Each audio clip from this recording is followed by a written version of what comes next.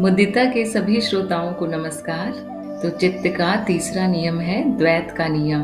और ये नियम है कि सारे अनुभव दो ध्रुवीय हैं। यदि कोई एक अनुभव होता है तो ठीक उसका उल्टा अनुभव भी होगा और उसी मात्रा में होगा। ये द्वैत या ध्रुवीयता का नियम है। तो ऐसा लगता है कि दो परस्पर विरोधी अनुभव होते हैं, पर वास्तव में देखा जाए तो एक ही अनुभव के दो विपरीत ध्रुव होते हैं, या कहें कि एक ही अनुभव या वस्तु को दो दृष्टिकोणों से देखा जाता है। जैसे प्रेम और घृणा दोनों आसक्ति के ही दो विपरीत ध्रुव हैं। ठंडा और गर्म दोनों तापमान हैं। अंधेरा और उजाला दोनों ही प्रकाश के दो विपरीत ध्रुव हैं। इसी तरह से सुंदर कुरूप, प्रसन्नता उदासी, स्वाद से तृप्ति और अतृप्ति आदि आदि। तो ये दो दिखाई देता है, पर वास्तव में दो होता नहीं है। एक सिरा सकारात्मक और दूसरा नकारात्मक प्रतीत होता है। तो देखें कि सकारात्मक और नकारात्मक क्या है और ये विभाजन कौन करता है। तो ये विभाजन चित्त करता है, या कहें कि बुद्धि, जो कि चित्त की एक योग्यता है भेद करने की। तो बुद्धि एक को ही बांट कर देखती है, डिवाइड कर देती है। यही बुद्धि का स्वभाव है। तो चित्त को जो चाहिए, जो उसके अनुकूल है, यदि अनुभव वैसा है तो सकारात्मक है, नहीं तो नकारात्मक है। यानी कि जो विपरीत ध्रुव है वो बस दृष्टिकोण है। पर देखें कि चित्त ऐसा करता क्यों है। क्योंकि ऐसा करने से ही मानव का विकास और उसकी उत्तरजीविता यानी सर्वाइवल संभव है। जीवन के लिए जो भी उपयोगी ज्ञान है, जिसे आभासीय ज्ञान कहना ज्यादा उचित होगा, वह द्वैत के इस नियम पर ही टिका है। यदि यह नियम ना हो तो किसी वस्तु या अनुभव का ज्ञान संभव ही नहीं होगा।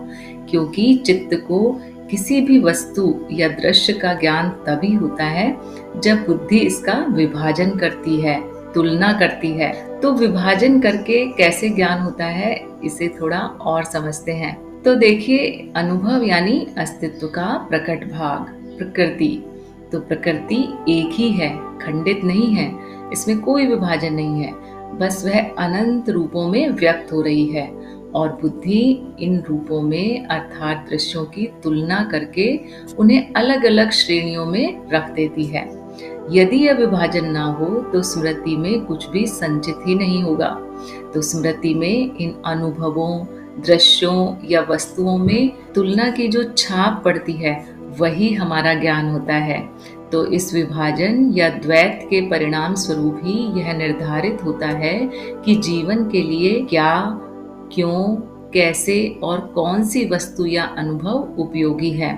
तो अब यह भी जांच लेते हैं कि द्वैत का यह नियम वरदान है या अभिशाप। तो हमने ये जान ही लिया है कि बुद्धि की ये जो विभाजन वृत्ति है, अनुभवों को बांटने की, तुलना करने की, उनमें संबंध बनाने की, इनका विश्लेषण करने की, जिससे कि सही और गलत का पता चल सके, ये जीव के जीवन के लिए कितनी महत्वपूर्ण है। इससे ही जीवन सुचारू रूप से चलता है। इसलिए ये कहा जा सकता है कि ये नियम वरदान की तरह है। किंतु इस विभाजन या द्वैत को जब सच मान लिया जाता है तो यही नियम अभिशाप बन जाता है। इस विभाजन को सच मानने की वजह से ही मनुष्य खुद के शरीर को अन्य शरीरों से अलग समझने लगता है। इस शरीर से उसके जिससे संबंध है उन्हें वह अपना समझने लगता है और दूसरे लोगों को पराया। और यही बात वस्तुओं, परिस्थितियों आदि सभी पर लागू होती है। तो मानव दृष्टि इस सत्य को देख ही नहीं पाती कि मूल रूप से तो सब कुछ एक ही है।